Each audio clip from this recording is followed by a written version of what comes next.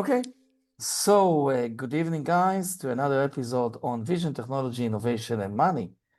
Today, I'm going to host Richard Blank, that is coming from a CEO of Costa Rica's call centers. Good evening, Richard.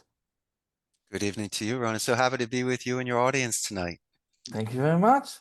Much appreciate. So, tell me, how did you start this company, these activities?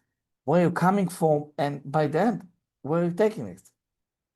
Well, there's really no blueprint for a CEO of a call center. You kind of have to work at one to understand it.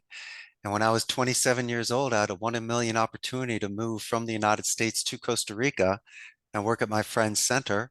I was there for 4 years and learned the business from the inside out.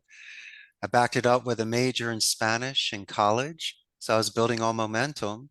And then in my mid 30s, I threw my hat in the ring and started my company. And here we are 18 years later. 18 years.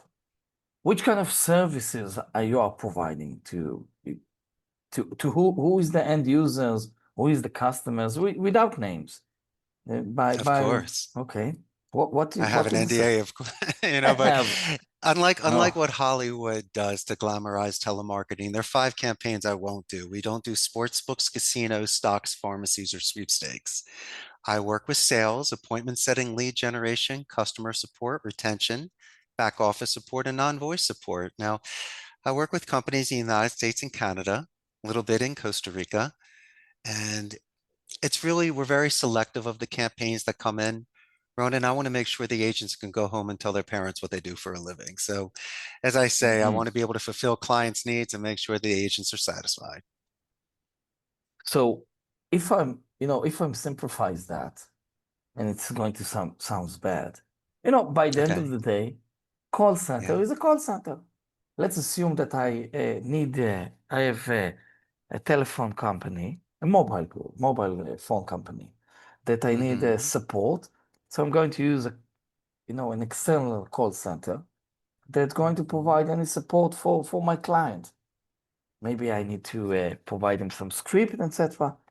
But Hmm. it's this simple as I just mentioned it, or there is some complicate and some challenges that Well, need let to me ask you a be. question, my good Yeah. friend. How many times have you been frustrated on a phone call when you've Oh, called a customer?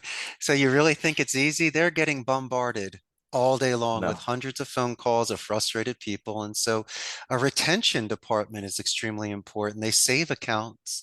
Customer support, they can guide people just to give them a positive experience. I understand, Ronan, that omni-channel non-voice support, such as chat, email, and texting, it's convenient, it saves you money, but it's also latent, there's miscommunication, and it frustrates people. Great. Sometimes So I'd you take rather me. speak to someone. Great. So that I'm cutting you. So you took me to the second question. Now with the Uh-huh. AI, why I need a human body behind the phone? Maybe Very good I can question. use an AI agent. You could. Now, there's two arguments I'd like to use for that. The first one is uncanny valley. In the 1970s, a Japanese robot scientist said, listen, the more that they get human-like, we're going to freak out one day and not like it because we're going to feel threatened. They're smarter than us. They're manipulating. Second argument, Ronan, there's absolutely no way that AI will be able to replicate empathy and compassion. They can gather and bring it to a certain point, but that final stage, that hand holding, needs to be done between two people. So I believe that, yes, certain departments may be replaced, efficiency will go up. But in my professional opinion, from my experience, my own personal experience, I like to have a relationship with somebody at a company. I like for them to know my Yeah. account, maybe give me a discount or hook me up or take my call when I'm stressed or frustrated or need that sense of urgency. And so, as I say before, yes, AI will be taking place, but they still have not mastered the voice response on these machines. And as I say, people do get frustrated. And one of the things I've noticed is the timing. As much as Timing? you think What they do you sound mean? like us, What do you mean their by timing? answering speed, their Ah, the answering answering speed. speed. there's always that weird extra half a second or second where you're waiting for someone where it just doesn't feel natural, like it's plastic in nature. It just doesn't fit in still. And it gives someone the chills. It makes them uncomfortable. And so, as I say before, we're maybe 5 to 10 years away, maybe sooner. But I know that a lot of my clients do decide to hire live people to represent their company when making phone calls and receiving client calls. Okay.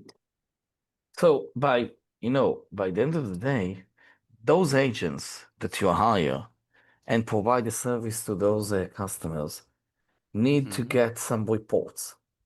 The long of the conversation, what was the conversation, The metrics, yeah, the matrix itself. But right?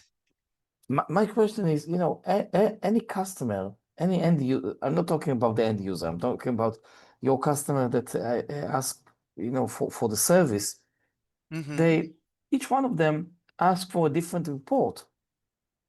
How you handle it? I'm sure that there is a template for a basic one, but what happen if they need something special, a different one, another booklet? How you handle it? Well, usually it's a disposition because the Okay. majority of the calls is a contact, introduction, body conclusion, and a wrap up. But if it's a specific industry, they might need to ask qualifying questions. If a call is rejected, there will be sub dispositions on a not interested or why you're not getting the business. So it's a good exit interview for people. You had mentioned something earlier about scripts and Yeah, rebuttals. My yeah. friend, believe in the art of speech, especially someone like yourself that speaks multiple languages just like me. It bears the mark of higher education. There's dedication, there's practice, there's This is structure. something, this is something once I'm speechless. I will tell you why, because I never thought about that. Oh, I come never on. You thought got a about cool this point. Israeli accent. It's like a beauty mark if you meet somebody. And Yeah, I but focus on grammar and vocabulary, but the accent is fine as long as they speak well. And so I never allow my clients to take the native speaker because A, they're like a mercenary. They're going to bounce around, be a cancer, and have bad habits. You want to take the 18-year-old kid that is bilingual, but he's a squire to a knight. You can mold them, you can work with them. And so, as I say, there's nothing better than the beautiful art of speech. And someone in my controlled environment that makes hundreds of phone calls a day can master delivery and introductions and really good listening skills and learn how to take copious notes. Learn transitional sentences and tie down so people don't have to repeat things. You can reduce the talk time on the metrics that you're mentioning. You're yeah, talking about different products. That doesn't make a difference. It's just a different script, same actor. So it's just readjustments of tone. And there's okay, also other tell signs, Ronan, that you'll be able to see so you could readjust your speed or your speaking pitch level so you don't crosstalk or interrupt and you pay attention to the positive or the negative reinforcements to see if you need to repeat something or you can move forward. And my favorite bit of advice, always pay the compliment. There's something called a positive escalation. If somebody okay. gives you the pass to pitch before I get transferred to you, mention them verbally and in writing. So when you build your business pipeline and you're marinating lists and you happen to call your company back, I'm going to get a hero's welcome from the person that I told you was doing an amazing job because no one compliments the front line. We do. And so that just separates us from other people that are just carpet bombing these telemarketing calls and the people that hate doing it and they say it's one of the worst jobs out there. I say quite the contrary, my friend. There's ways to jump clouds and have romantic deaths regardless of the outcome of a call. You could really increase your soft skills to make you more self-reliant and self-confident. These are the sort of skills, my man, you can take outside of the office and have a That much more fulfilled life. that's fine. I want to take another point. Yeah, go for it. This is something that we saw in Israel in the last, year and a half. Okay, from October the 7th. Uh, a lot of people need to speak with somebody. And there are some call centers that have been activated by the country and by some companies that Mhm. provide a therapy, Yeah. some to speak with somebody. to Mm-hmm. lay off your some problems, etc. And I saw that it's so not from first engagement, but I saw that it's working. I saw some companies that working with this solution. Mm-hmm. Does your company have this facilitate or those skills, or you need to create a group of agents in order to provide this service? Mm. This is one question. The second question, I Mm-hmm. realized in the last 3 months that I'm sure that we're all aware on the 911 call centers.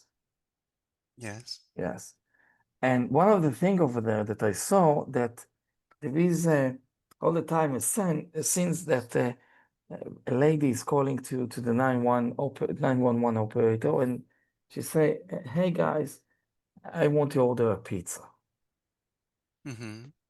And this means that somebody, there is a situation that you need help. Okay, and the order pizza is just a nickname of something behind the scene. Correct. So this is, complete the answer that you just provided regarding the AI, why the AI cannot replace the human interaction or human uh, uh, uh, reaction. But my question here, does you as a CEO, did you think about it that your call center need to provide those skills to be able to translate what happened in the other line, in the other end? Yes. Well, excellent questions. I'm going to answer all of them for you. First and foremost, I've never had an account that has had so much responsibility as the mental health call center in Israel or the 911 operators. That is severe Division One Mm-hmm. all-star players. I have law firms that I work with for disability and wrongful termination. So people are calling us on the worst day of their lives. It's not the same, but it's still something where we're exceptionally selective of those agents too, because you can't fake bedside manner. Florence Nightingale is the most famous nurse out there. And so these beautiful doctors and nurses, like, do you remember Patch Adams, the movie? Yeah, What of made course. Patch so special was he said, what is the patient's name? Let's just start with foundation because sometimes love is the best medicine. And even as a CEO, even though I have a title and leverage, the fact that I knew people's names, walked the rows, broke bread with them, and hung out in the game room, a lot of people privately came to me and said, "You're the first boss that ever did something like that." And that's one of the reasons why I'm here, because I've never been treated like that. But when you're mentioning talk time on a metrics phone call, the last thing I would ever do is rush somebody that's on those calls. And secondly, I think anonymity is one of the greatest things ever. You meet a Wow. stranger on a train, you have the bartender. Those are the times that you spill your guts and cry your eyes out because there's no repercussion. You're not being judged by your family. Your friends aren't going to tease you for it or use it against you. And there have been times in my life where I've met strangers during moments where I needed clarity. And I don't know where it happened, but we just somehow got to talking.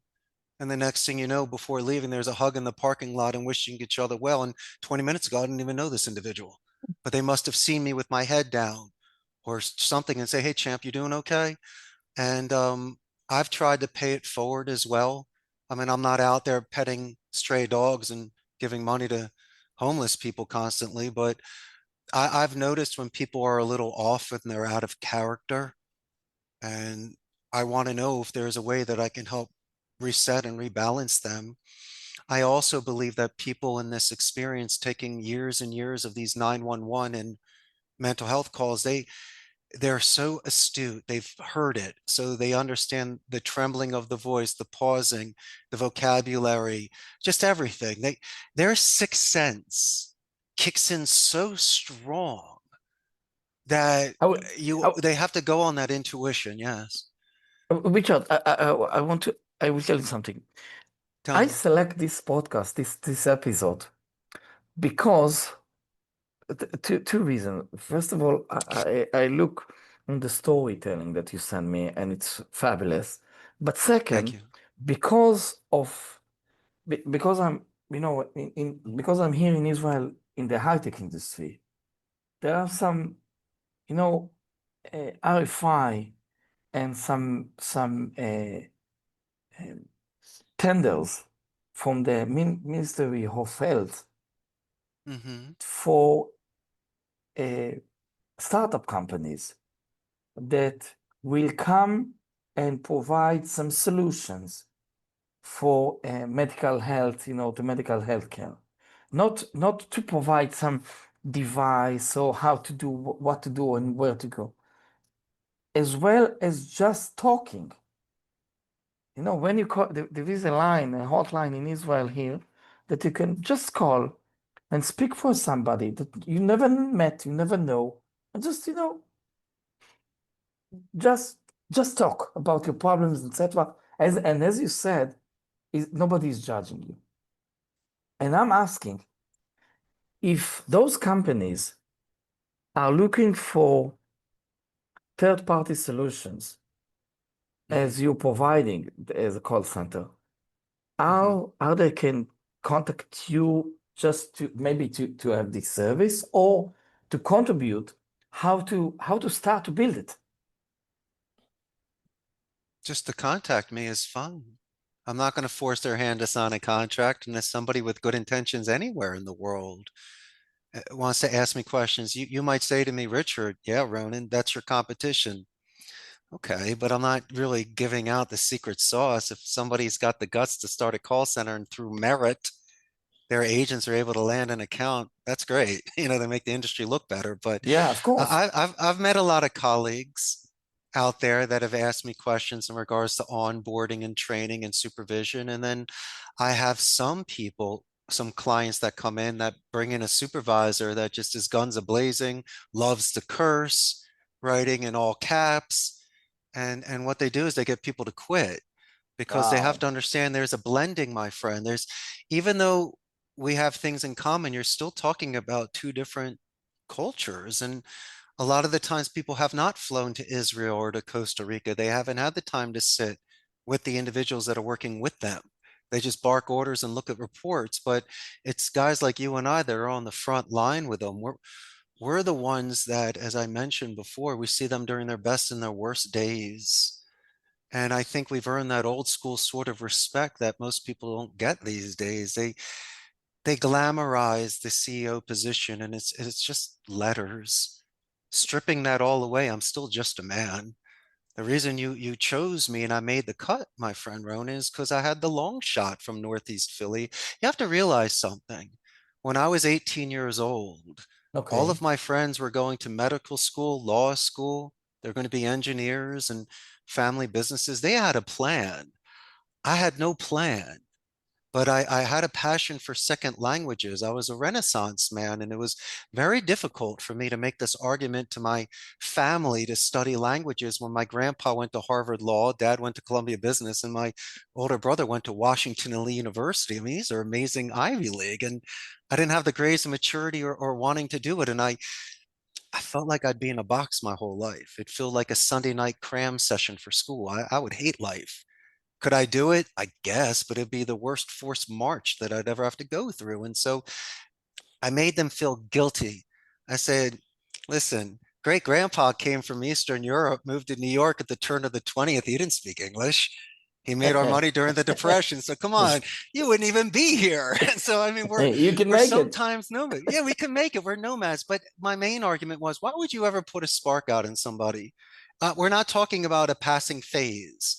We're talking about a kid that's learning a second language, reading the books, watching the movies, writing, and doing that dedicated practice above and beyond school.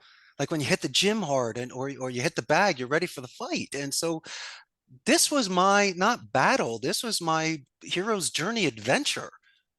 And I wasn't playing games on this. You can't spin a second language. You can be cute and go to a restaurant and order Chinese food and know 5 words, but it doesn't mean you can move to China. And so I every time I met a Latino, I always got a go, Richard, go.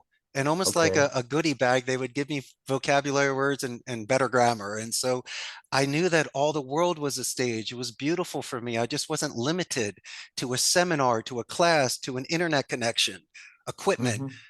I could be just hanging around and just speaking Spanish, and I felt so cultured. I felt good about Wow. myself, and I just didn't want it to end. And I knew deep down inside my serious intuition that if I stuck with just my core, something good was going to happen from that. Besides getting jobs post grad, this thing with Costa Rica, and now the respect that I have of the local Spanish speaking ticos, it took me to a different level of leadership, a lot Oh, different level. And so it gave me oh, much and more this is foundation. you just gave me the the opening for another question. As a CEO, Yeah. you know, I'm all the time analyze the past in order to get myself better for the future. Hmm. I'm sure that you had some bad times and good times, but can you pinpoint a bad decision that you made? That you say, after a while, said, "Oh, that was a bad one, and I learned from that." I can give you two things. I'll tell you my worst decision I made, and then I'll tell you the tough times that I went through. The worst decision I ever made was putting my confidence in somebody that did not have the best intentions. Oh, the Hmm. disappointment. Just remember this, Ronan, and I don't want to put a shade on this wonderful conversation we have, but my fair warning to any leader, there will always be whispers in shadows. Always.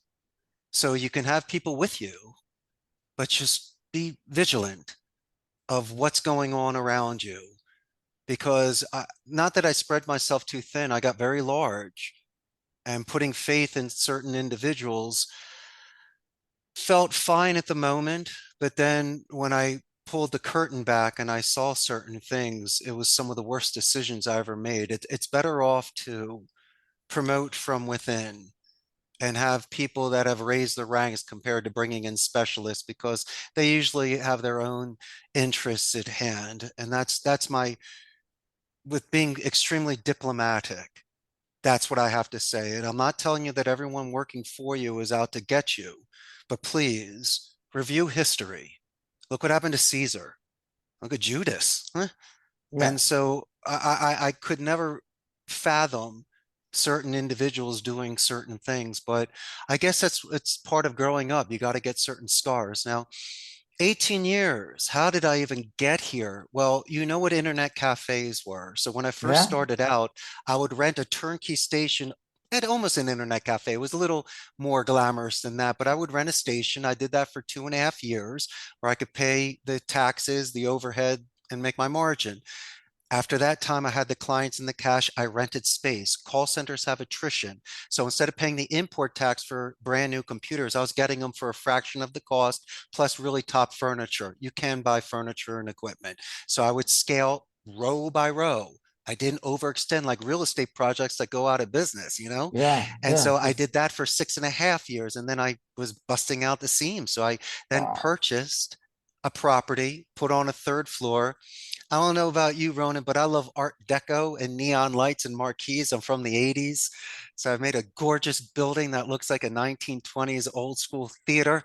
So anyway, I put that in there and that's where we're at. And so, but the technology is interesting.